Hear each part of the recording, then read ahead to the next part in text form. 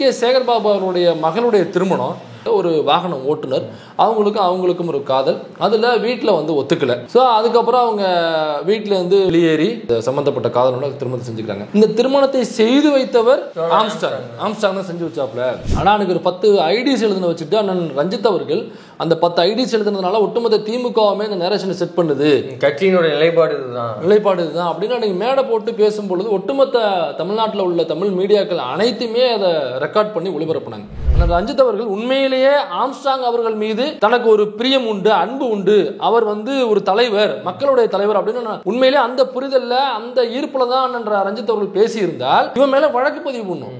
அப்படி இல்ல, அண்ணன் அதை பண்ண மாட்டார், எங்கேயும் பேச மாட்டார் அப்படின்னாக்கா அப்ப அண்ணன் ரஞ்சித் அவர்கள் வந்து தான் பக்கத்தில் யார் இருக்கிறார்கள், அல்லது தனக்கு யார் எழுதி கொடுக்கிறார்கள், அல்லது தன்னை சுற்றி யார் இருக்கிறார்கள் அப்படிங்கிறத அண்ணன் கொஞ்சம் செக் பண்ணிக்கணும்.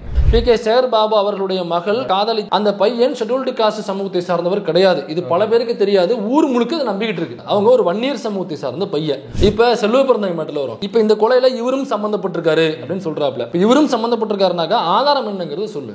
காவல்துறை வந்து இதை விசாரிக்கிற அருண் தான் ஆபீசரா இருக்காங்க. சோ அவங்க சைட்ல யாராரு இருந்து ஆபீசர்ஸ் இன்வெஸ்டிகேஷன் ஆபீசரா போட்டிருக்காங்களோ அவங்க இவனை கூப்பிட்டு விசாரிக்கணும். இதுல காங்கிரஸ்ல உள்ள ஒரு முக்கியமான ஒரு நபர், அவர் வந்து சவுக்கு சங்கருடைய உறவினர், சரிங்களா? சோ அதனால வந்து செல்வ பிறந்தகைய வந்து இப்படி குற்றச்சாட்டுகள் தொடர்ந்து பண்ணிக்கிட்டே இருந்தோம்னாக்கா அந்த போஸ்டிங் வந்து தூக்கிடுவாங்க. அது 2வது இடத்துல அவர் இருக்கிறதுனால அவர் ஈஸியா போய் அங்க உட்காந்துருவாரு அப்படிங்கிறது உட்கட்சி பூசல். அதனால அந்த உறவினருக்கு இவர் வந்து உதவி செய்கிறாரோ அப்படிங்கிற கேள்வி எல்லாருக்குள்ளயும் இருக்கு.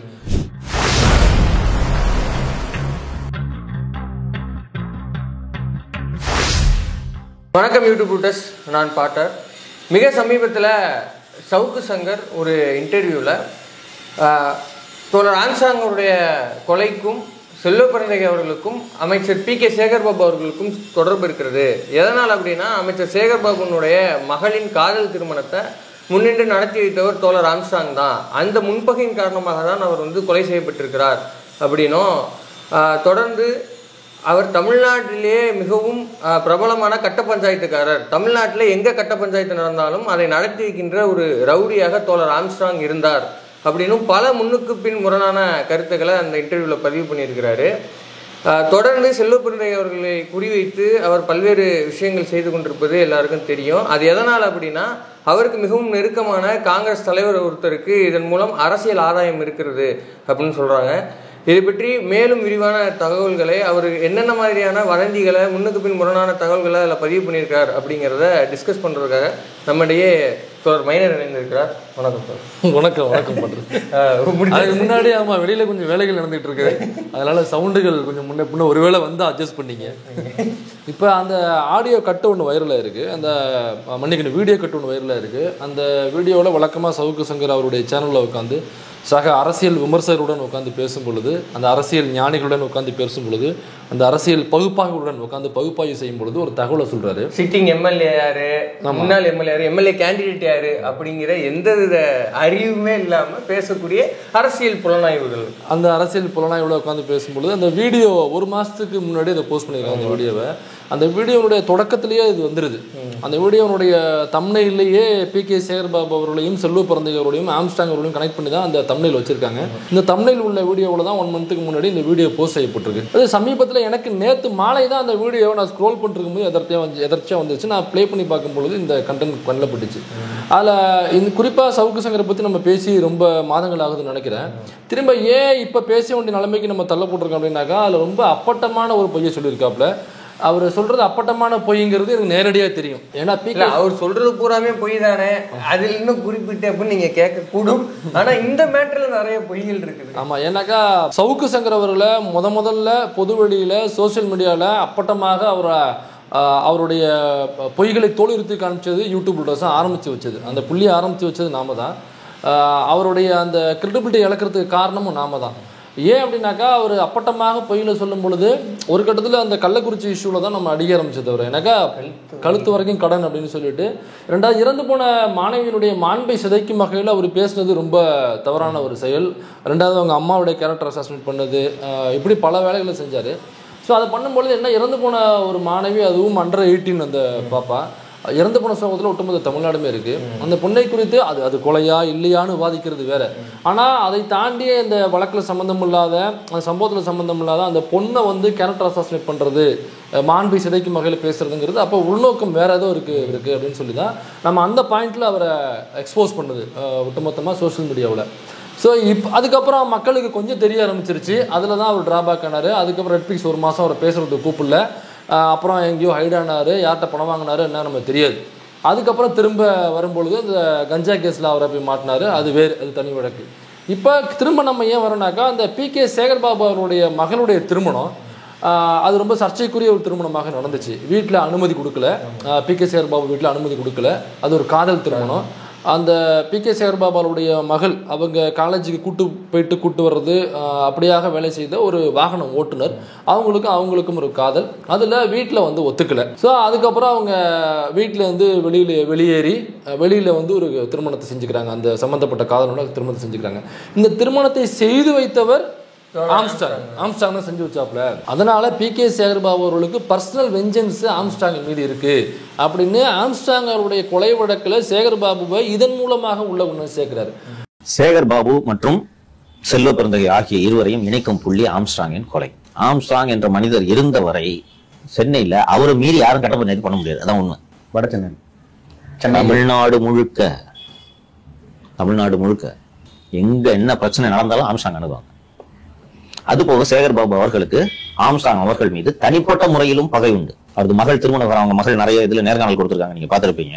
அவங்க திருமணம் செய்து கொண்டு அவர்கள் வெளிமாநிலத்துக்கு சென்று விட்டார்கள். அப்போதும் தமிழ்நாடு காவல்துறையை சேர்ந்த, உளவுத்துறையை சேர்ந்த மற்ற பல்வேறு ஸ்டேஷன்களில் பணிபுரிந்த அதிகாரிகள் தான் கொல்கத்தா, மும்பை, ஹைதராபாத், விசாகப்பட்டினம் போன்ற இடங்களுக்கெல்லாம் சென்று தூக்கிட்டு வந்தாங்க. அந்த பெண் பிடிவாதமான அவன் போல தான் வாடுவேன், அவனை தான் பிடிச்சிருக்கு என்று சொல்லும்போது அந்த திருமணத்தை நடத்தி வைத்தது ஆம்ஸ்ட்ராங். இதுல அவருக்கு பகை இருக்கு. அது போக இந்த குளத்தூர் தண்டராஜ் எல்லாம் அந்த போன்ற ரவுடிகளை எல்லாம் கண்ட்ரோல் வச்சிருக்கிறது சேகர்பாபு தானே. இன்னொன்னு, இப்ப இந்த ஆம்ஸ்ட்ராங் என்ற அந்த பெரிய தலை அகன்ற பிறகு மொத்த கட்டுப்பாடு இவங்க 2 பேர்கிட்ட வந்துருச்சா? ஒரு ஃபேஸ் எல்லாம் இந்த புள்ளியில தான் இணைறாங்க. சேகர்பாபுக்கும் எனக்கும் தனிப்பட்ட முறையில பகை இல்லை. அப்புறம் தொழில் பங்குதாரர் திரு செல்வ பெருந்தகை அவர்கள் சொல்லும் போது இவர்கள் இருவரும் இணைய மாட்டார்களா? ஆட்சி மாற்றம் ஏற்பட்டு ஆம்ஸ்ட்ராங் கொலை வழக்கு CBI விசாரணைக்கு அனுப்பப்பட்டால் அருணே ஜெயிலுக்கு போவார். திருவேங்கடம் என்கவுண்டர் நடந்துச்சுல்ல, இதெல்லாம் நடக்காதது. ரொம்ப IPS ஆபீசர் அவரு இப்படி ஜெயிலுக்கு போறலாம் நினைக்காதீர்கள். குஜராத்தில் சொராபுதீன் ஷேக் என்கவுண்டர், போலி என்கவுண்டர் வழக்கில் CBI விசாரணை நடத்தி DG வன்சாரா, பாண்டியன், இன்னும் 2-3 அதிகாரிகள் 4 ஆண்டுகள் ஜாமீன் கிடைக்காமல் சிறையில் இருந்தார்கள். இப்போ ஆண்டாள் அரசு பண்ணிருக்காங்க பாத்தீங்களா? ஆமா, இது மாதிரி பொய் வழக்கு போட்டு 2 நாளா தான் நான் ரவுடிகளுக்கு புரியுற மொழியில பேசுவேன்னு சொல்லிட்டு நீங்க சுட்டீங்கல்ல. நீங்க அவர் திருவேங்கட என்கவுண்டர் கேஸ் மட்டும் CBIக்கு போச்சுன்னா அருண், டாக்டர் விஜயகுமார் IPS அத்தனை பேரும் சிறைக்கு போவாங்க. அவ்வளவு எவிடன்ஸ் இருக்குதுல. கஸ்டடியில காலையில எடுக்கிறாங்களாம், துப்பாக்கியை பதுக்கி வச்சிருக்கேன்னு திருவேங்கடம் சொல்றாராம், கூட்டிட்டு போறாங்களாம். அங்க போன உடனே ஒரு இதுல இருந்த ஒரு சுடுறாராம், சுட்டவனே. இப்ப ஆம்ஸ்ட்ராங் அவர்கள் வந்து ஒரு பயங்கரமான ரவுடி, ஒரு கட்ட பஞ்சாயத்துக்காரர் அப்படின்னு ஆப்போசிட்ல உட்காந்துருக்கிற அந்த புலனாய்வு புலியாக இருக்கக்கூடிய லியோ என்ன கேட்கிறாப்புலனாக்கா, வடச்சென்னையில் மட்டும் ரவுடியா, வடச்சென்னையில் மட்டும் சென்னைக்குள்ள எங்க கட்ட பஞ்சாயத்து நடந்தாலும் அப்படி இல்லை, ஒட்டுமொத்த தமிழ்நாட்டிலையுமே அவருடைய கட்ட பஞ்சாயத்து என்பது மிக பிரபலமான கட்ட பஞ்சாயத்து. அவருக்கு தெரியாம ஒட்டுமொத்த தமிழ்நாட்டிலையுமே கட்ட பஞ்சாயத்து எங்கேயுமே நடக்காது அப்படிங்கிறத பேசுறாப்புல. இப்போ நான் முதல்ல இந்த பாயிண்ட்டை முடிச்சுட்டு அடுத்த பாயிண்ட்டுக்கு வரேன். இப்போ கட்ட பஞ்சாயத்துக்காரர் ரவுடி அப்படின்னு நான் ஆம்ஸ்ட்ராங் அவர்களை பேசுறாரு, பொதுவெளியில பேசுறாரு. ஆனால் ஆம்ஸ்ட்ராங் அவர்கள் யாருன்னு எனக்கு நல்லா தெரியும், எனக்கு நல்ல பழக்கம். ஆனால் ஆம்ஸ்ட்ராங் அவர்கள்ட்ட நான் ஒரு 4 அல்லது 5 முறை அவர் நான் நேரடியாக சந்தித்து பேசியிருக்கேன். அதுவும் அவரே எனக்கு அழைப்பு எடுத்து என்னை வர சொல்லுவார், நான் போவேன். அந்த ரயில்வே குவார்டர்ஸஸ் இருக்கும் பெரம்பூர் ரயில்வே ஸ்டேஷன் பின்னாடி, அதில் தான் அவருடைய ஆஃபீஸு. அங்கே போனோம்னாக்க ஈவினிங்கில் 1 மணி நேரம் 2 மணி நேரம் 3 மணி நேரம்லாம் பேசிகிட்டு இருப்போம்.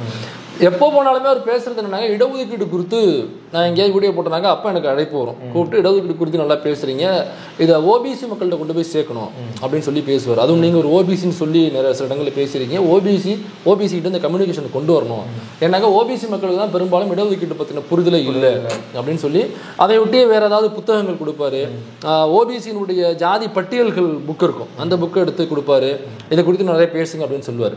அப்போ நான் ஆம்ஸ்ட்ராங் அவரில் ரவுடி கட்ட பஞ்சாயத்துக்காரர் அப்படின்னா அவர் இறக்கும் பொழுது சில பேர் சோஷியல் மீடியாவில் இந்த வதந்தி அவதூறாக பரப்பிட்டு இருந்தாங்க, அவர் ரவுடி, ஒரு கட்ட பஞ்சாயத்துக்காரர் அப்படின்னு சொல்லிட்டு எழுதிட்டு இருந்தாங்க. அப்போ எழுதும் பொழுது சில ஃபேக் ஐடிஸ் அவங்க நேரடியாக முகம் காமிச்சு எழுதக்கூடிய நபர்கள் கிடையாது. இப்படி நிறைய சோஷியல் மீடியாவில் இருக்கும். ட்விட்டரில், ஃபேஸ்புக்கில் ஒரு கட்சிக்கு ஆதரவாக ஒரு ஐடி விங் செயல்படுதுனாக்கா அந்த ஐடி விங்கில் பெரும்பாலும் முகத்தை காண்பிக்காத நபர்கள் இருப்பார்கள். இப்போ அப்படி திமுகவிற்கு ஆதரவாக செயல்படக்கூடிய யாரோ சில பேர் வந்து ஃபேக் ஐடியிலேருந்து அவங்க திமுக ஆதரவாளர்கள் தான் அப்படிங்கிறது ஊர்ஜிதம். அது ஒரு 10 பேர் இருக்கலாம்னு நினைக்கிறேன். மேபி அவங்க எழுதினவங்க ஆம்ஸ்ட்ராங் குறித்து அவர் ஒரு ரவுடி, ஒரு கட்ட பஞ்சாயத்துக்காரர் அப்படின்னு எழுதினது. இப்படி எழுதும்பொழுது அண்ணன் ரஞ்சித் அவர்கள் என்ன சொன்னார்னாக்கா, அன்னைக்கு மேடை போட்டு அந்த ஒரு பேரணி அமைச்சாங்க. அந்த கொலைக்கான நீதி வேண்டும் அப்படின்னு சொல்லிட்டு ஒரு பேரணி.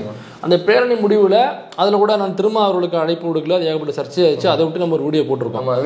பங்கேற்கல. ஆமாம், அதில் தலைவர் திரும்ப அவர்களே வந்து பேசியிருக்காரு. அப்போ இந்த சர்ச்சை ஒரு பக்கம் இருந்தாலும் அந்த மீட்டிங்கில் அண்ணன் ரஞ்சித் அவர்கள் பேசும் பொழுது இந்த மாதிரி திமுக ஐடி விங்லேருந்து, ஆளுங்கட்சி ஐடி விங்லேருந்து நேரடியாக அண்ணன் ஆம்ஸ்ட்ராங் அவர்களை ரவுடி என்றும் கட்ட பஞ்சாயத்துக்காரர்னும் எழுதுறாங்கன்னு சொல்லி ரொம்ப ஆவேசப்பட்டு அவர் பேச நெரேட்டிவ் செட் பண்ண பார்க்குறாங்க அப்படின்னு பதிவு பண்ணியிருந்தாரு. குறிப்பாக அந்த ஃபேக் ஐடிஸை வச்சுட்டு அந்த ஐடியிலேருந்து போட்டவங்க யாரும் திமுகவினுடைய முகம் காமிச்சு பேசக்கூடிய நபர்கள் அல்ல. அப்படி யாராவது திமுக நிர்வாகியாக அல்லது நேரடியாக திமுகவோட தொடர்பு இருக்காங்க அப்படின்னு முகம் காமித்து பேசக்கூடிய எழுதக்கூடிய நபர்களாக இருந்தால் நம்ம தாராளமாக நம்ம கேட்கலாம். சில ஃபேக் ஐடிஸ், சரிங்களா, அதுவும் அதற்காக நம்ம ஆதரவுலாம் தெரிவிக்கல, அதை நம்ம கண்டிக்கிறோம் தான். அப்போ போட்ட வீடியோலையுமே அதை கண்டிக்கிறோம். நம்ம அப்படியே ரவுடி என்ற கட்ட பஞ்சாயத்து அது போலீஸ் பார்த்துக்கும். வழக்கு இருக்கு, அவருடைய இறப்புக்கான வழக்கு இருக்கு.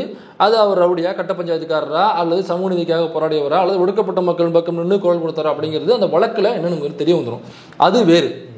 ஆனால் எனக்கு ஒரு 10 ஐடிஸ் எழுதுன வச்சுட்டு அண்ணன் ரஞ்சித் அவர்கள் அந்த 10 ஐடிஸ் எழுதுனதுனால ஒட்டுமொத்த திமுகவுமே அந்த நேரேஷனை செட் பண்ணுது, கட்சியினுடைய நிலைப்பாடு இதுதான் அப்படின்னு அன்னைக்கு மேடை போட்டு பேசும்பொழுது ஒட்டுமொத்த தமிழ்நாட்டில் உள்ள தமிழ் மீடியாக்கள் அனைத்துமே அதை ரெக்கார்ட் பண்ணி ஒளிபரப்புனாங்க. அப்போ கிட்டத்தட்ட தமிழ்நாட்டில் உள்ள சோஷியல் மீடியாவை ஃபாலோ பண்ணுற அல்லது யூடியூப் சேனல்ஸ் பார்க்குற எல்லாருக்குமே நீ ஃபோன் இருக்குது, பெரும்பாலும் எல்லாரும் பார்க்குறாங்கன்னு வைங்க. அப்போ ஒட்டுமொத்த தமிழ்நாட்டில் ஏறக்குறைய இந்த ஆண்ட்ராய்ட் ஃபோன் பயன்படுத்துகிற அல்லது இந்த டச் ஃபோன்ஸ் பயன்படுத்துகிற யூடியூப் பார்க்குற பழக்கம் உள்ள 70-75% பேர்கிட்ட வந்து அண்ணன் ரஞ்சித் அவர்கள் பேசுனது போய் சேர்ந்துருக்கோம் இல்லைங்களா. வெவ்வேறு சேனல்ஸ் தான் அவங்க ஃபாலோவர்ஸ்ட்டாக போய் சேர்ந்துருக்கோம். நான் என்ன கேட்குறேன்னாக்கா, அந்த கோபம் நியாயமானது, அதில் எனக்கு எந்த மாற்றுக்கருத்தும் இல்லை. அந்த கோபம் ரொம்ப நியாயமானது. நான் ரொம்ப அழுத்தம் திருத்தமாக சொல்கிறேன். அப்படி கோவப்பட்ட அண்ணன் ரஞ்சித் அவர்கள் ஏதோ 10 ஃபேக் ஐடிஸ்ன்னு எழுதும் பொழுதே அண்ணன் ரஞ்சித் அவர்களுக்கு அவ்வளோ கோவப்பட்டு அன்னைக்கு வீரியமாக பேசினார் இல்லைங்களா.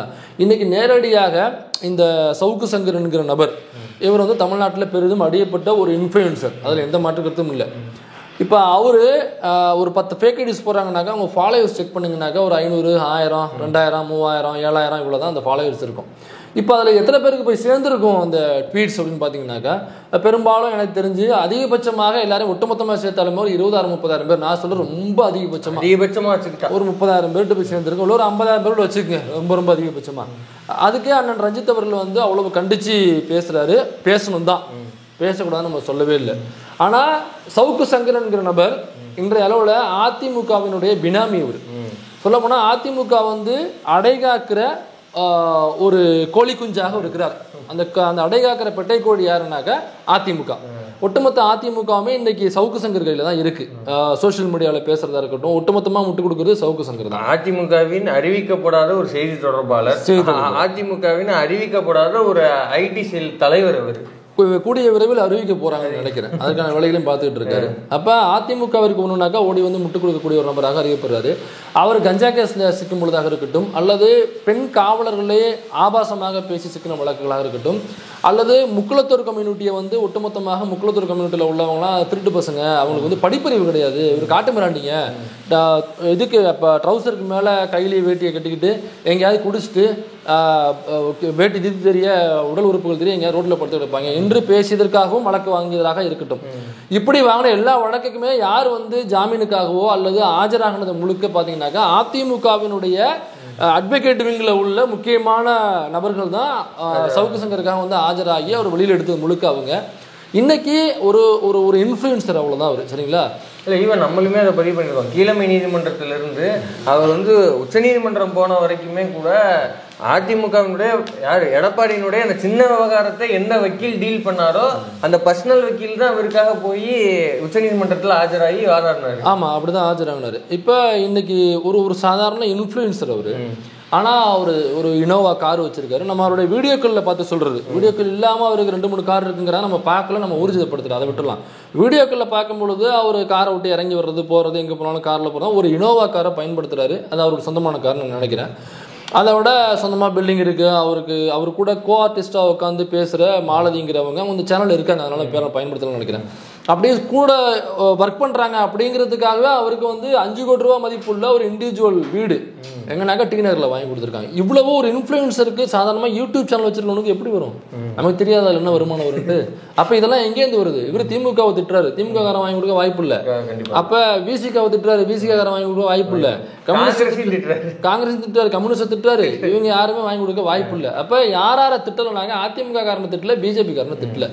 இப்போ அதிமுக காரனும் பிஜேபி காரனை தான் வாங்கி கொடுக்கணும். பிஜேபிலையும் அண்ணாமலை திட்டுறாங்க. எனக்கு அண்ணாமலை இருந்தாக்கா எடப்பாடிக்கு சிக்கல், கவுண்டருக்கு இதாகும் அப்படிங்கிறதுனால சிக்கல், அதனால அவர் தூக்கி நயினார் அங்கே தான் இருக்கிறாங்க.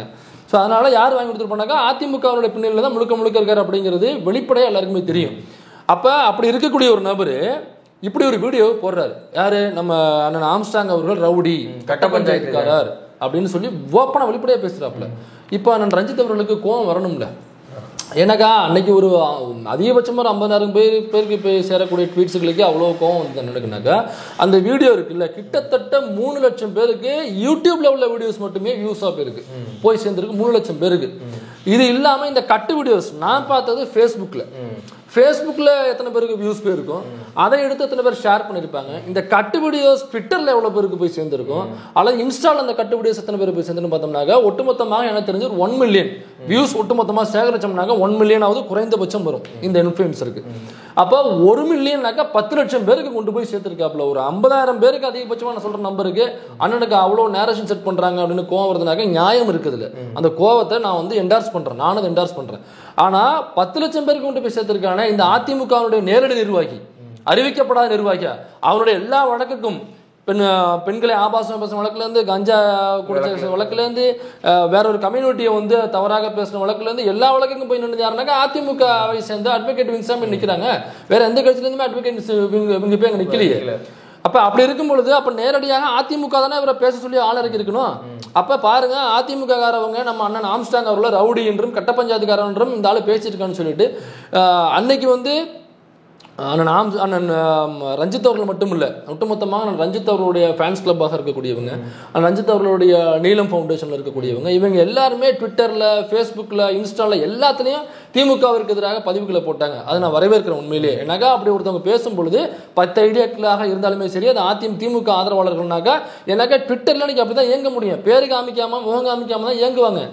சரி, அதனால அவங்க வந்து அதுக்கு பதில் கொடுக்குறாங்க அல்லது இவங்க அட்டாக் பண்ண காமிக்கிறாங்க. உண்மையில நான் வரவேற்கிறேன், அப்படி தான் இருக்கணும், பதிலுக்கு பதில் போட்டு பார்த்துடணும். அப்போ நேரடியாக அதிமுகவினுடைய அறிவிக்கப்படாத நிர்வாகியாக இருக்காப்லையே, நேரடியாக அவருடைய செல்லப்பிள்ளையா இருக்காப்லையே, ரவுடிங்கிறாப்புல அண்ணன் ஆம்ஸ்டாங் அவர்களை கட்ட பஞ்சாயத்துக்காரர்னு சொல்றாப்புல. அந்த நேரேஷன் இல்லை, ஒட்டுமொத்தமாக கன்ஃபார்மே பண்ணி சொல்றோம்ல, கன்க்ளூஷனுக்கு வர்றாங்கல்ல. அப்போ ஒட்டுமொத்த இதை வச்சுக்கிட்டு நம்ம அதிமுக கேள்வி கேட்கணும்ல. இப்போ இதை வச்சுட்டு அடுத்த மீட்டிங்கில் பேசும்பொழுது நான் ரஞ்சித் அவர்கள் இதை வச்சுட்டு அப்போ எடப்பாடி அவர்கள் இதுதான் சொல்கிறாரா அப்படிங்கிறத கேட்கணும்ல. அப்போ ஒட்டுமொத்த அதிமுக கட்சியுமே இதுதான் சொல்லுதா, அவர் ரவுடி அல்லது கட்ட பஞ்சாயத்துக்காரர் அப்படிங்கிறதுக்கான ஆதாரம் உங்ககிட்ட எங்க இருக்குன்னு சொல்லு, கொண்டாந்து வா. கட்ட பஞ்சாயத்து பண்ணாருன்னா எதன் அடிப்படையில் சொல்றேன்னு கேட்கணும். இது ஆதாரம் இருக்கணும், ஆதாரம் இல்லாமல் பேச முடியாது. இவர் கட்ட பஞ்சாயத்துக்காரர், அவர் கட்ட பஞ்சாயத்துக்காரர்னு போற போக்கில் பேசக்கூடாது. நீ ஒருவேளை அவ்வாறு இருந்தாலும் கூட, நான் சொல்றது ஆம்ஸ்டாங்குக்கு இல்லை, வேற ஒருத்தர் எக்ஸ்போசிட்டு இப்படி சொன்னாலும் கூட உன்கிட்ட ஆதாரம் இருந்தால் தான் சொல்ல முடியும். போற போக்கில் இந்த டீ கடையில் அவர் சொன்னாரு, அந்த சரக்கு போட்டிருக்கும் பொழுது அவர் சொன்னாரு, கஞ்சா அடிக்கும் பொழுது இவர் சொன்னாருன்னு சொல்லக்கூடாது. உங்ககிட்ட ஆதாரம் இருந்தாக்கா நீ பேசணும், இல்லைன்னாக்கா மூடிக்கிட்டு போயிட்டே இருக்கணும். அப்ப இப்படி சொன்னாக்க இது அவதூறு வழக்கு பதிவு பண்ணணும். அண்ணன் ரஞ்சித் அவர்கள் என்ன தொடர்ந்து பேசுவான். அண்ணன் ரஞ்சித் அவர்கள் உண்மையிலேயே ஆம்ஸ்டாங் அவர்கள் மீது தனக்கு ஒரு பிரியம் உண்டு, அன்பு உண்டு, அவர் வந்து ஒரு தலைவர், மக்களுடைய தலைவர் அப்படின்னு உண்மையிலே அந்த புரிதல்ல, அந்த ஈர்ப்புல தான் அண்ணன் ரஞ்சித் அவர்கள் பேசியிருந்தால் இவன் மேல வழக்கு பதிவு பண்ணும். பாருங்க, அவதூறு பரப்புறான், பொய் பரப்புறான், ஆதாரத்தை கொடுன்னு சொல்லி அவதூறு பரப்பி அவதூறு வழக்கு போட்டு கோர்ட்டில் போயிட்டு ஒரு ஜட்ஜ்மெண்ட் வாங்கிட்டு வந்துடுவோம். இனிமே இவன் எங்கேயும் இதை பேசக்கூடாது, இல்லைனாக்கா எங்கே பார்த்தாலும் இது பேசுவான். அப்படி இல்லை, அண்ணன் அதை பண்ண மாட்டார், எங்கேயும் பேச மாட்டார் அப்படின்னாக்கா அப்போ அண்ணன் ரஞ்சித் அவர்கள் வந்து தான் பக்கத்தில் யார் இருக்கிறார்கள், அல்லது தனக்கு யார் எழுதி கொடுக்கிறார்கள், அல்லது தன்னை சுற்றி யார் இருக்கிறார்கள் அப்படிங்கிறத அண்ணன் கொஞ்சம் செக் பண்ணிக்கணும். ரெண்டாவது, இப்போ பி.கே. சேகர்பாபு அவருடைய விஷயத்துக்கு வர்றேன். பி.கே. சேகர்பாபு அவர்களுக்கு இந்த அண்ணன் ஆம்ஸ்டாங் அவருடைய கொலை வழக்கில் சம்மந்தம் இருக்கு. காரணம் பி.கே. சேகர்பாபு அவருடைய மகள் வந்து ஒரு பையனை லவ் பண்றாங்க, ஒரு டிரைவரை. அந்த காதல் திருமணத்தை நடத்தி வச்சது வந்து ஆமா, அந்த காதலுக்கு வந்து பி.கே. சேகர்பாபு வீட்டில் உடன்பாடு இல்லை. அதனால அந்த வீட்டை முரண்பட்டு கொண்டு வெளியில வந்து அந்த பெண்ணையும் அந்த பையனையும் வெளியில எடுத்துட்டு வந்து பாதுகாப்பு கொடுத்து கல்யாணம் செய்து வைத்தவர் அண்ணன் ஆம்ஸ்ட்ராங் அவர்கள். அதனால கோபம் கொண்ட பி.கே. சேகர்பாபு அவர்கள் ஏற்கனவே செல்வ பிறந்தகை காண்டில் இருக்காப்புல ஆம்ஸ்ட்ராங் மேல. அதனால செல்வ பிறந்தகையோட டாக் டீம் போட்டு 2 பேரும் சேர்ந்து தான் இந்த கொலையை மல்ற செய்யறாங்க அப்படின்னு ஒரு பதிவு பண்றாப்புல. இப்போ நான் செல்வ பிறந்தகை மேட்டருக்கு அப்புறம் வருவோம். இப்போ சேகர்பாபு விஷயத்தை முடிச்சிருவோம். சேகர்பாபுடைய மகள் சேகர்பாபு அவர்கள் நாயுடு சமூகத்தை சார்ந்தவர், அது எல்லாருக்குமே தெரியும். சரி, இப்போ ஆம்ஸ்ட்ராங் அவர்கள் இந்த காதல் திருமணத்துக்குள்ள உள்ள வராரு அப்படின்னாக்கா இவங்களோட எப்படி கட்ட பஞ்சாயத்து அதெல்லாம் சொல்றாங்க இல்லைங்களா? அப்படி வச்சு பார்த்தோம்னாக்கா அந்த பெண் வந்து ஒரு ஷெட்யூல்டு காஸ்ட் சமூகத்தை சார்ந்த ஒரு பையனை வந்து லவ் பண்றாங்க. அதனால வீட்டில் ஒத்துக்கல. இந்த வேற ஜாதி ஷெட்யூல் காஸ்ட் ஜாதி அவங்க, ஏன்னா வட சென்னை, அவங்க ஷெட்யூல் காஸ்ட் அந்த பையன், இவங்க வந்து ஒரு நாயுடு சமூகம், அதனால வீட்டில் ஒத்துக்கல. அதனால ஆம்ஸ்ட்ராங் அவர்கள் வந்து அங்கே ஷெட்யூல் காஸ்ட் லீடராக இருப்பதனால அந்த ஏரியாக்குள்ள அவர் வந்து இதை முன்னின்று கல்யாணத்தை நடத்தி வைக்கிறார் அப்படிங்கிற நேரேஷன் தான் அவன் கொண்டு வர்றான். இதுல அப்பட்டமான உண்மை என்னன்னாக்கா அந்த சம்பந்தப்பட்ட பையன் இருக்காப்புல இல்ல, அதாவது பி.கே. சேகர்பாபு அவர்களுடைய மகள் காதலித்து கொண்டிருக்கிற திருமணம் ஆயிடுச்சு. அந்த பையன் இருக்காப்புல, நான் பேர் சொல்ல விரும்பல யார் பேரையும், அந்த பையன் ஷெட்யூல்டு காஸ்ட் சமூகத்தை சார்ந்தவர் கிடையாது. இது பல பேருக்கு தெரியாது, ஊர் முழுக்க இதை நம்பிக்கிட்டு இருக்கு. இந்த நேரேஷனை பல இடங்கள்ல இந்த நேரேஷனை நம்பிட்டாங்க. ஊர் முழுக்க எங்க போனாலுமே ஒரு இடத்துல உட்காந்து பேசும்போது இந்த கேள்வி என்கிட்ட ஆஃப் த கேமரா வருது. பல இடங்கள்ல நானே சந்திச்சிருக்கேன். ஆனால் விசாரிச்சு பார்த்தோம்னாக்கா அந்த பையன் ஷெட்யூல்டு காஸ்ட் சமூகத்தை சேர்ந்தவர் கிடையாது. அந்த பையன் ஒரு ஓபிசி கம்யூனிட்டி. அது எந்த கம்யூனிட்டினாலும் நான் சொல்ல தயாராக இருக்கேன். அவங்க ஒரு வன்னியர் சமூகத்தை சார்ந்த பையன். வன்னியர் சமூகத்தில் நாயக்கர்னு இருப்பாங்க, வன்னிய நாயக்கர் அவங்க. இவங்க நாயகர்னு சொல்லுவாங்களே, வன்னியர் நாயக்கர் சமூகத்தை சேர்ந்தவங்க, வன்னியர் ஓபிசி அவங்க. அதனால இவங்க வந்து இந்த பையன் எஸ்சி. அதனால ஆம்ஸ்ட்ராங் அவர்கள் வந்து உள்ள சப்போர்ட்டுக்கு வந்து இந்த திருமணத்தை நடத்தி வைக்கிறாரு. அதுல கடுப்பான பி.கே. சேகர்பாபு அவர்கள் செல்வ பிறந்தோட சேர்ந்துட்டு இந்த மல்டர்ல கனெக்ஷன் ஆகிறாரு அப்படிங்கிற நேரேஷனே முதல்ல தவறு. ஏன்னாக்கா இந்த பையன் வன்னியர், சரிங்களா? ரெண்டாவது, அந்த குடும்பத்தை சார்ந்தவர்களுக்கும் அண்ணன் ஆம்ஸ்ட்ராங் அவர்களுக்குமே தொடர்பே கிடையாது. இப்போ இவங்க கூட ஒரே ஏரியாவில் இருக்காங்கன்னா, வட சென்னைங்கிறது பெரிய ஏரியா, ஏதோ ஒரு அரை கிலோமீட்டர்ல 1 கிலோமீட்டர்ல முடிஞ்சு போகிற ஏரியா கிடையாது. ரெண்டாவது, அந்த பையன் தங்கி இருந்தது சேகர்பாபு வீட்டுக்கு பக்கத்தில் தான் அந்த பையனுடைய வீடும். ஓட்டேரியில் தான் நான் சேகர்பாபு வீடு. அவர் வந்து கவர்மெண்ட் கொடுத்த கோர்ஸில் தங்கலை, அவர் தனியாக அவருடைய பழைய வீட்டில் தான் இருக்காரு. அதுக்கு எதிர்த்தாப்புல ஒரு புது வீடு கட்டியிருக்காரு, அங்கே தான் இருக்காங்க. இந்த பையனுடைய பழைய வீடு வந்து அந்த தெருவில் சேகர்பாபு அவர்கள் இருக்கிற அதே தெருவில் தான் அந்த பையனுடைய வீடும். அதனால இவர்களுடைய லீடர் யாருனாக்க சேகர்பாபு தான் இவங்களுடைய லீடர். அதனால ஆம்ஸ்ட்ராங் அவர்களுக்கும் இவங்களுக்கும் தொடர்பு கிடையாது. எங்கேயும் இப்போ நான் வந்து ஒருவேளை அந்த பையன் அந்த கட்சியில் இருந்து தொடர்புனாக்கா அந்த பையன் அந்த கட்சியிலும் இல்லை, அந்த குடும்பமும் இல்லை. அவங்க வன்னியர் சமூகத்தை சார்ந்தவங்க. பொதுவாக நான் ஆம்ஸ்ட்ராங் அவர்கள் வந்து ஒரு குறிப்பிட்ட சமூகத்துக்கான தலைவர் அப்படிங்கிற ஒரு பார்வை வந்து வெளியில் இருக்கு. ஆனால் அது இல்லைங்கிறது வேற. ஆனால் அந்த பார்வை வெளியில் இருக்கு. ஆனால் இவங்க வந்து வன்னியர் சமூகத்தை சார்ந்தவங்க. பி.கே. சேகர்பாபுடைய அவர் தான் இவங்களுக்கு தலைவர். அதனால எந்த விதத்திலுமே குடும்பத்துக்கோ இந்த பையனுக்கோ பி.கே. சேகர்பாபு தொடர்பே கிடையாது. ரெண்டாவது, இந்த கல்யாணத்தை ஆம்ஸ்ட்ராங் அவர்கள் நடத்தி வைக்கல. இந்த கேஸ்ட் தானாக்கா கேஸ்ட் இல்லை, உடச்சிட்டேன். கேஸ்டும் இல்லைங்க, வன்னியர் தான் அந்த பையன். இந்த கல்யாணத்தை நடத்தி வச்சது இவர் தான் அப்படின்னு சொல்லுவாங்க. இந்த கல்யாணத்தை நடத்தி வைத்தது யார் தெரியுமா? சத்யபிரபு செல்வராஜ்னு நம்ம கிட்ட பேட்டி கொடுப்பாப்புல, ட்ரைப்ஸ்ல பேட்டி கொடுப்பாப்புல, நிறைய சோசியல் ஆக்டிவிஸ்டா நிறைய வேலைகள் பண்ணிக்கிட்டு இருக்காங்க. பேட்டி கொடுத்துருவாரு. இப்படி நிறைய பிஜேபி வச்சு வெளுத்து வாங்கிட்டு இருப்பாப்புல எங்க பார்த்தாலுமே. அப்படி ஒரு சோசியல் ஜஸ்டிஸுக்காக பேசக்கூடிய ஒரு நபர், சோசியல் ஆக்டிவிஸ்ட் அவர். அந்த சத்யபிரபு செல்வராஜ் இருக்காருல்ல, அவரு தான் இந்த கல்யாணத்தை முன்னின்று நடத்தியவர். அவர் தான் அந்த சேகர்பாபு அண்ணன் அவருடைய மகள் இருக்காங்கல்ல, அவங்கள வந்து வீட்டிலேருந்து வெளியில் வர சொல்லி அவங்கள காரில் ஏற்றிக்கிட்டு வெளியில் அழைச்சிட்டு போய் அந்த பையனையும் பிக் பண்ணிக்கிட்டு ஒரு இடத்துக்கு கொண்டு போகிறாங்க. அங்கே கொண்டு போய் தான் ரிஜிஸ்டர் மேரேஜ் நடக்குது. ரிஜிஸ்டர் மேரேஜ் நடந்ததுக்கு அப்புறம் தான் சில பிரச்சனைகள் ஆகுது. அந்த பிரச்சனை அப்போ தான் அண்ணன் சேகர்பாபு அவருடைய மகள் பேட்டி கொடுத்துருக்காங்க. அதில் அந்த வீடியோவில் சவுக்கு சங்கம்னு சொல்கிறாப்புல, சேகர்பாபு மகள் நிறைய பேட்டி கொடுத்துருப்பாங்க. எந்த இடத்துலையாவது அண்ணன் ஆம்ஸ்ட்ராங் அவருடைய பெயரை அந்த பேட்டியில் பதிவு செய்திருக்கிறாரா? அப்படி ஒருவேளை பிரச்சனை ஆச்சுனாக்கா கட்ட பஞ்சாயத்து பண்ணி கல்யாணம் பண்ணி வச்சவங்க பிரச்சனையாகும் பொழுதுதான் வந்து நிக்கணும். பிரச்சனையாகும் பொழுது வந்து பண்ணாதான் அது பேர் கட்ட பஞ்சாயத்து. சும்மா கூட்டிட்டு போய் கல்யாணம் பண்ணி வைக்கிறது பேர் கட்ட பஞ்சாயத்து இல்ல. அதுக்கு நிறைய பேர் இருக்காங்க, அமைப்புகள்கிட்ட போனாலே அவங்க பண்ணி வச்சிருவாங்க. திரும்ப பிரச்சனை ஆகும்ல, அந்த பிரச்சனைக்கு போய் நிக்கணும், அங்கதான் கட்ட பஞ்சாயத்து. அந்த பிரச்சனையில போய் நின்று ஒருவேளை நான் ஆம்ஸ்ட்ராங் அவர்கள் வந்து சேகர்பாபு அவர்கள்ட்ட பணம் வாங்கிக்கிட்டு இந்த பொண்ணையும் பையனையும் அவர்கிட்ட ஒப்படைச்சாக்கா அதற்கு பெயர் தான் கட்ட பஞ்சாயத்து.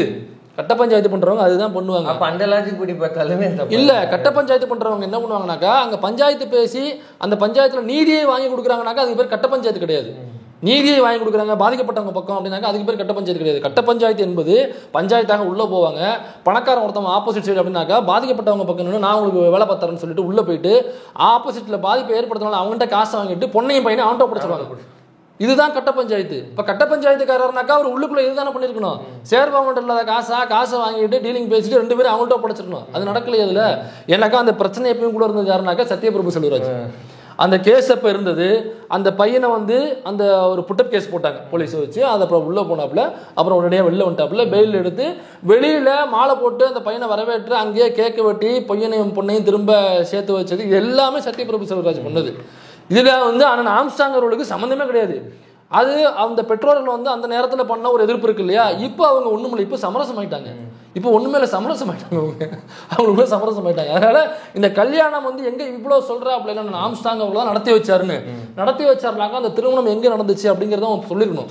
ஏன்னா பூரா டேட்டா எங்கிட்ட சோர்ஸ் சொல்றாங்க அப்படின்னு சொல்லுவான்ல, ஒரு நோட்டை வச்சு படிப்பான்ல, அந்த நோட்டை வெளியிட்டு இருக்கலாம்ல. ஏன்னா ஆம்ஸ்ட்ராங் வந்து ஒரு பெரிய தலைவர், எல்லாருக்கும் தெரிஞ்ச தலைவர். அவர் வந்து ஒரு இவ்வளவு சிக்கலான ஒரு திருமணத்தை பண்ணி வச்சிருக்கிறாருன்னா அப்போ ஒரு கல்யாணம் நடந்துருச்சுன்னு போட்டோ எடுத்து வெளில போட்டுருவோம், அப்போ வந்து அவங்களுக்கு ஒரு சேஃப்டியா இருக்கும் அப்படிங்கிற காரணத்துல ஒரு போட்டோ எடுத்துருப்பாருல.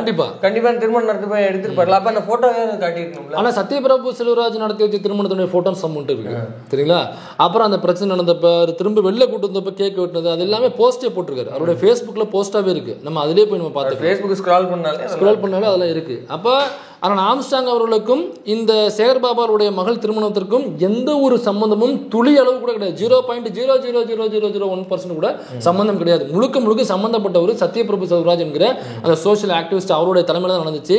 இன்னமும் சொல்றேன், அப்படி சொல்றவன் அந்த திருமணத்தை எங்கு நடத்தி வைத்தாரான ஆம்ஸ்ட்ராங் அவர்கள் அப்படிங்கிற சொல்லிருக்கணும்ல, சொல்ல மாட்டான். ஏன்னா அவனுக்கு தெரியாது. ஏன்னா அந்த தகவல் நமக்கு தான் தெரியும். எங்க நடந்துச்சு நான் சொல்லட்டுமா? கர்நாடகாவில் நடந்தது இந்த கல்யாணம். தமிழ்நாட்டுக்குள்ள நடக்கல.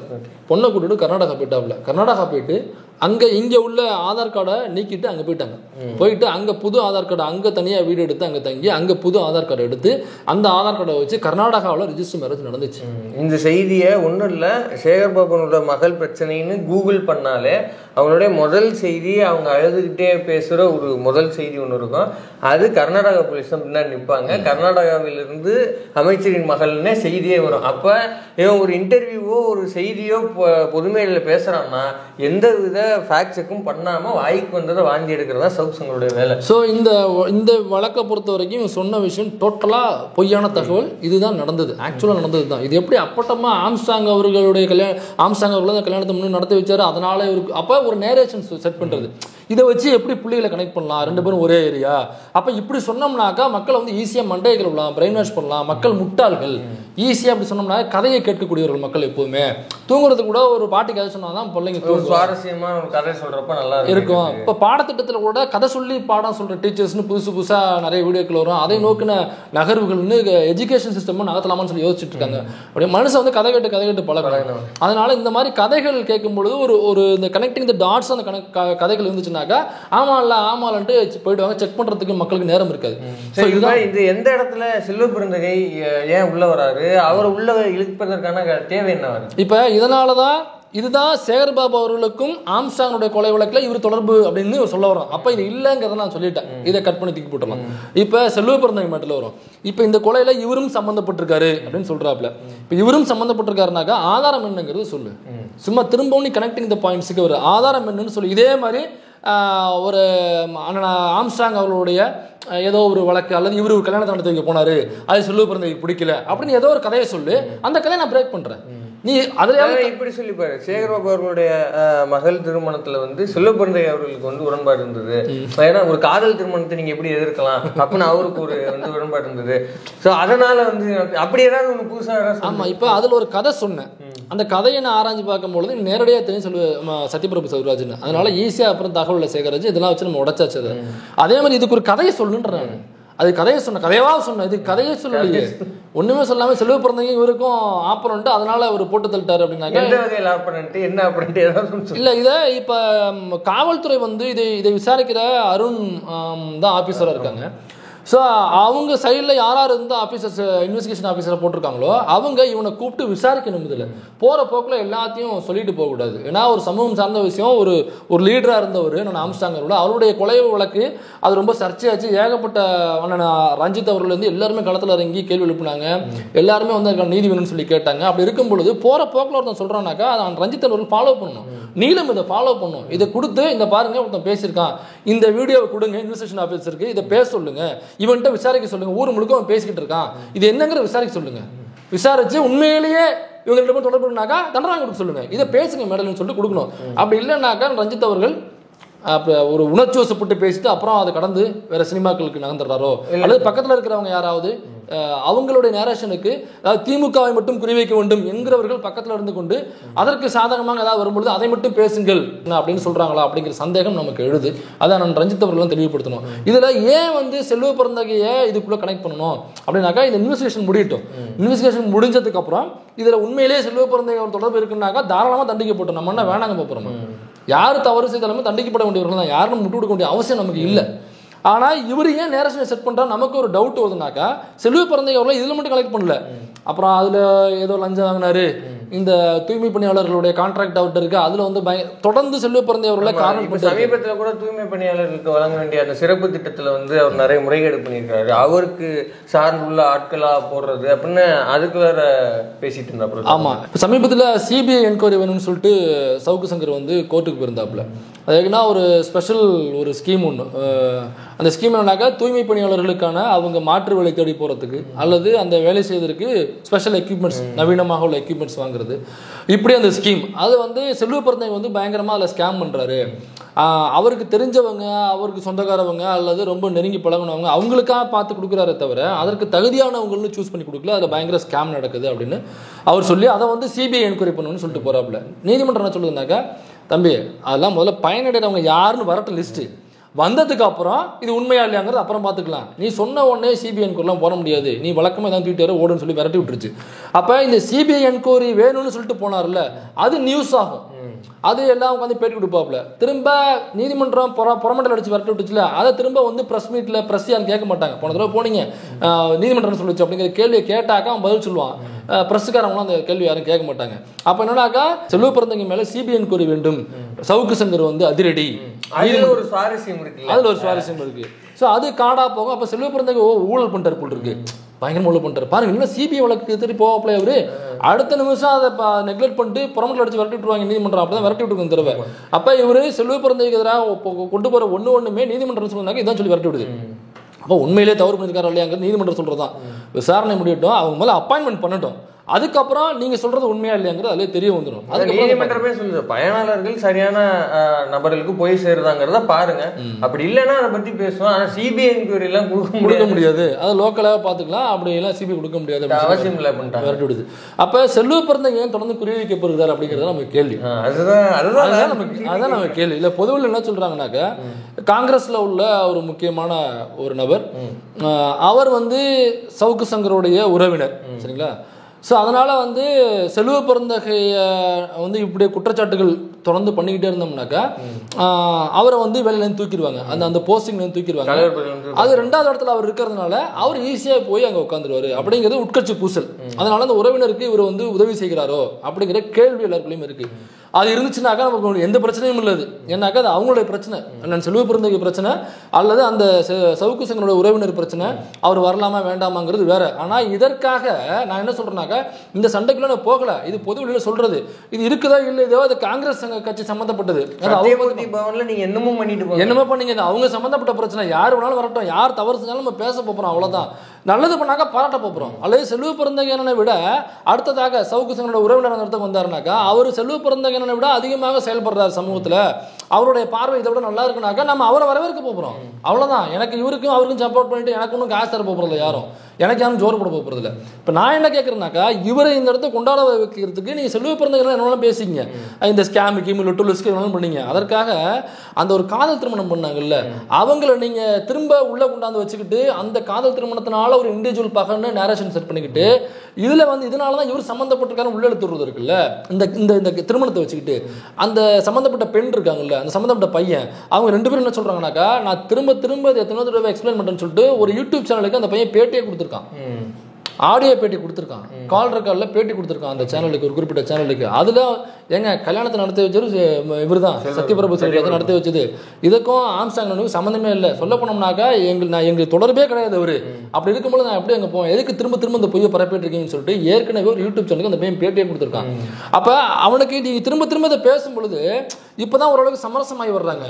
அதை நீங்கள் திரும்ப பேசும்போது அது திரும்ப ரீக்ரியேட் ஆகுது, அவங்களுக்குள்ள அந்த இடைவெளி வந்து திரும்ப அதிகமாகுது. அப்ப குடும்பத்தோட சேர முடியல, அந்த பிரச்சனை இருக்குல்ல, அது ரொம்ப கஷ்டமா இருக்கு உங்களுக்கு. அதனால ஒரு குடும்பத்தை போய் கிளறி விடுறது, அதுவும் ஒரு காதல் திருமணம் அவ்வளவு பிரச்சனை. ஒரு அமைச்சருடைய மகள் யோசிச்சு பாருங்க, ஒரு அமைச்சருடைய மகள், ஒரு டிரைவர், அவங்கள்ட்ட டிரைவர், இந்த இது எவ்வளோ ட்ராஜடி இருக்குதுக்குள்ள, எவ்வளோ ஃபைட் இருந்திருக்கும், எவ்வளோ வெறுப்பு இருந்திருக்கும், எந்த அளவுக்கு போயிருக்குது, அதிகாரமா எந்த அளவுக்கு போயிருக்கும், நமக்கு யோசிக்க முடியாதா? இப்போ இவ்வளோ இருந்திருக்குல்ல, இதை தாண்டி ஸ்டேட்டா வேற ஓடி இருக்காங்க. அப்ப எவ்வளவு அவங்க வந்து டயர்டா இருப்பாங்க. புட்டப் கேஸ் அதுல அவங்க வெளில வந்ததுன்னா அவங்க எவ்வளவு போராட்டத்தை கடந்து வந்திருப்பாங்க. திரும்பி திரும்பி அதையே ஞாபகப்படுத்திட்டே இருந்தா இப்பதான் ஓரளவுக்கு அவங்க சைலண்டா ஒரு ஃபேமிலிக்குள்ள உள்ள போற அளவுக்கு இருக்காங்க. அப்படிங்கும் பொழுது திரும்ப அதை பேசி அதை ரீக்ரியேட் பண்ணி திரும்ப அந்த இடைவெளியை ஒரு மனக்கஷ்டத்தை ஏற்படுத்துற வேலையை உன்னுடைய லாபத்துக்காக, உன் சொந்தக்காரன் லாபத்துக்காக நீ அடுத்த குடும்பத்தினால எடுத்து ரோட்ல விடுவியா? இதை ஒருவேளை அவருடைய சொந்தக்காரர் செஞ்சுதான் இது செய்யறாங்கன்னாக்கா அவர் கண்டிக்கணும். இந்த மாதிரி பேசாதீங்க, நேரேஷன் வேற மாதிரி செட் பண்ணுன்னு சொல்லிட்டு நேரேஷன் போட்டு கொடுக்கணும். ஏன்னாக்கா ஊர்ல இந்த மாதிரி லவ் மேரேஜ் பண்ணவங்களாம் நீங்க ரோட்ல எடுத்து விட்டுனாக்கா அதை நம்ம பார்த்துட்டு இருக்க முடியாது. ஏன்னாக்கா பண்ணி வச்சவன் என்னுடைய ஃப்ரெண்டு சத்யபிரபு செல்வராஜ், எனக்கு நண்பர் அவரு. நீங்க எல்லாரையும் இப்போ ரோட்ல எடுத்து விடுறீங்க. இப்போ PK சேர்பாவை பார்த்தாருனாக்கா சத்யராஜ் செல்வராஜ் மேல திரும்ப ஒரு காண்டு வரும், திரும்பி சத்யபிரபு அவங்களுக்கு காண்டு வரும்ல.